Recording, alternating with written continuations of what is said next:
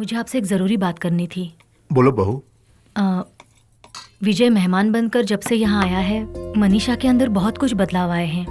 मनीषा को हम खुश देखना चाहते हैं तो और ज़रा भी देरी ना करते हुए विजय और मनीषा की शादी करवा देनी चाहिए।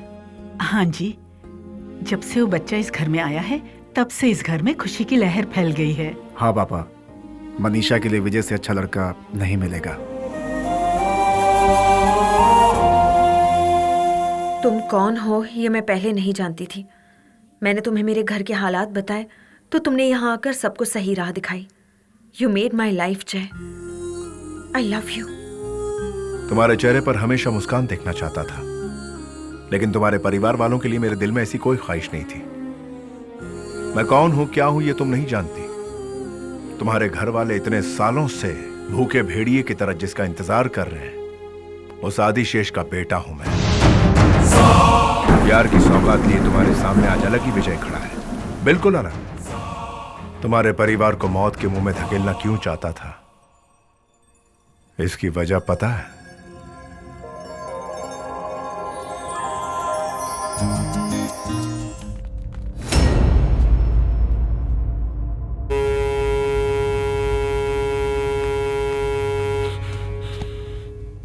तुम्हारी आंखें क्या देखने के लिए तरस रही है मैं जानता हूं। तुम्हारा यह हाल करने वाले का खून लाकर मैं तुम्हारे पैर धोऊंगा।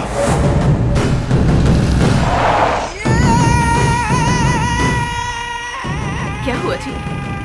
अरे अरे सुनिए तो, खाना तो खाकर जाइए। अरे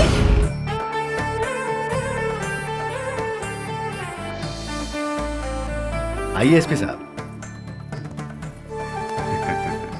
शादी की तैयारी में आपने कोई कमी नहीं रखी। मेरा एक ही तो बेटा है। उसी सिलसिले में मैं आपसे कुछ बात करने आया हूं। इतने साल से आपके शांत स्वभाव की वजह से इस गांव में कोई खून खराबा नहीं हुआ है, लेकिन अब वो फिर से शुरू हो गया है और उसकी वजह है आपका बेटा जय। आगे क्या होगा पता नहीं, लेकिन जंगल में लगी हुई आग को बुझाने की जिम्मेदारी अब आपकी है सर। तो मैं चलता हूं।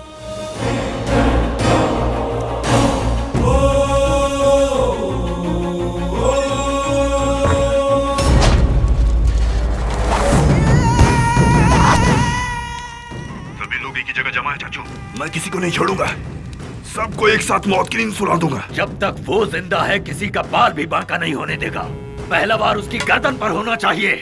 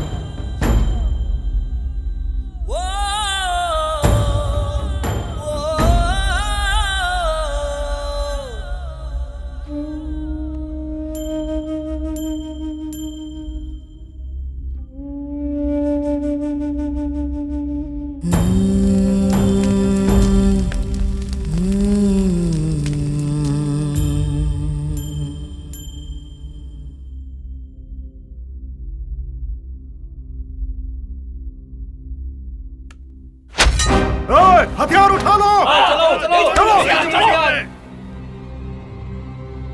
कहाँ जा रहे हो? जो कोई भी मेरी माँ की मौत का जिम्मेदार है वो जिंदा नहीं बचेगा।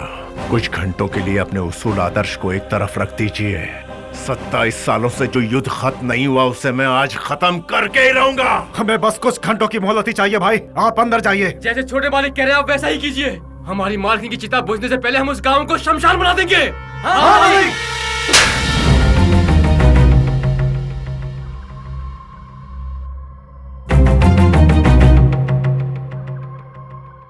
मैंने क्या पाप किया था जो तुम जैसी औलाद पैदा हुई?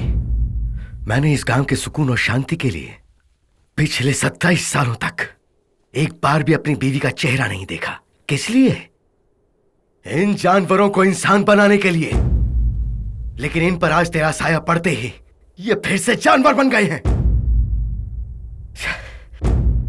तुझे तो बड़ी मोहब्बत से पाला था, प्यार की मूरत बना के पाला। ये बात तेरी माँ ने मुझसे कही, लेकिन तूने तेरी माँ को गलत साबित कर दिया। वो जिस डर की वजह से ये गांव छोड़कर गई थी, आज वो डर सच हो गया। तूने उसे इस दुनिया से ही उठवा दिया।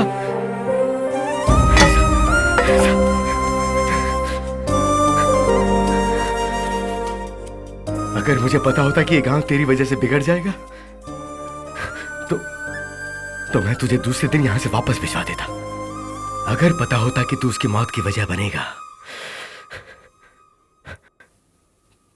तो मैं तुझे पैदा ही नहीं होने देता। उसके बदले मैं खुद तेरी जान ले लेता।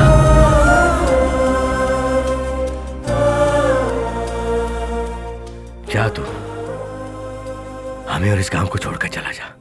यहां तेरे लिए कोई जगह नहीं। कल अगर मैं मर भी जाऊं, मेरी चिता को आग देने मत आना। उस दिन मेरे पापा की बातों से मैं हर्ट हुआ, लेकिन उनकी बातें सच थीं। मैं उस गांव में नहीं जाता तो प्रॉब्लम होती ही नहीं। अब कभी भी उस गांव में नहीं जाना, इसलिए फौरन लौटने का फैसला किया है मैंने। मेरी शुरू की हुई प्रॉब्लम मुझे ही खत्म करनी है। तभी तुम मुझे मिली मनीषा, एक अच्छी दोस्त बनकर। तुम्हारे जरिए तुम्हारे भाई से मिला। मनीषा, मैं मानता हूं इसमें मेरा ही स्वार्थ है, मतलब है, लेकिन मकसद भी है। आज हमारा घर कितना बदल गया है, सब कितने खुश हैं, और इसकी वजह तुम हो। तुमने बहुत किया जय। अब तुम यहाँ से लौट जाओ। मैं अपने प्यार के खातिर तुम्हारी जान को दांव पर नहीं लगा सकती। तुम इस गांव में रहोगे तो पता नहीं क्या होगा। मुझे इस बात से बहुत डर लग रहा है जय।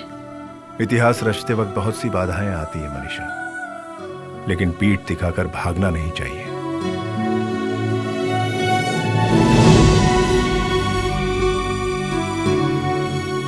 मालिक चंदू ने पैसे लौटा दिए और उसका ब्याज जो बनता है इसमें। विजय, तुमसे कुछ बात करनी है।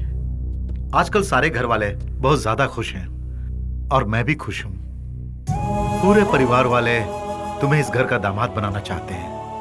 हमारे घर की बेटी हमारी तरह कठोर दिल की नहीं है, बहुत नाजुक है।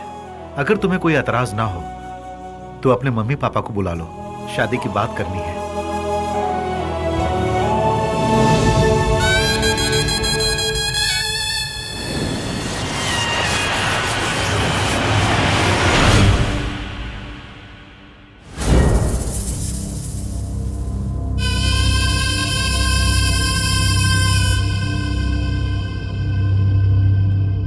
तेरा मकसद तो अब पूरा होने ही वाला है। उसे भी तुझ जैसा ही कोई चाहिए था, जिसमें मुकाबला करने की बिल्कुल भी हिम्मत ना हो। घर वालों को तू पसंद कैसे आ गया? इस बात को आप जरा साइड में रखिए। आप मर्द और मर्दानगी की बात ना करें। आपकी नजरों में मर्द कौन है? लड़कियों की तरह हंसने वाला, जिसके जिस्म में गर्म खून ना हो, वो मर्द नहीं होता। जिसकी बाजुओं में दुश्मन को ढेर करने की ताकत हो, वो होता है असली मर्द। जो शेर की तरह बिना हथियार के अपने एक ही वार से दुश्मनों को धूल चटा दे, वो कहलाता है, वो कहलाता है असली मर्द। हाँ, एक दूसरे को मारना काटना यही मर्दान की है? हाँ, ये सब राजा महाराजाओं के जमाने में होता था। उन सब की समाधियां बन चुकी हैं। ये सब क्या लगा रखा है? दम, जिगर, प्यार से दुश्मन का दिल जीतना, यही मर्दान की है। उसके लिए यहां दम चाहिए। ट्राई करना चाहेगा? भाई, इसकी मर्दानगी सिर्फ इसकी बातों में है। लड़ाई की बात करो तो ये लड़कियों की तरह बहाने बनाता है।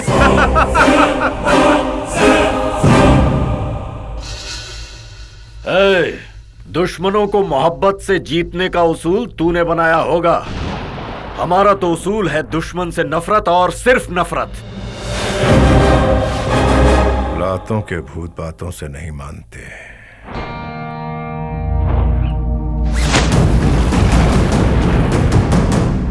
इसकी बोल बच्चन वाली सारी मर्दान की हवा बनाकर हवा में उड़ा दे भाई।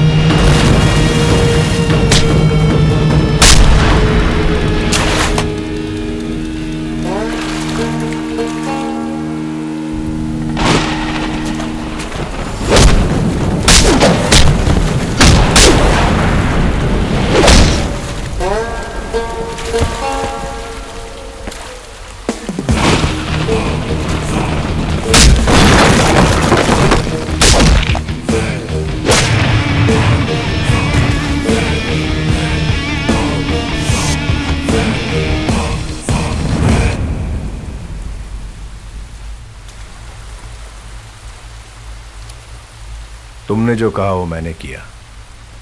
अब जो मैंने कहा वो करो।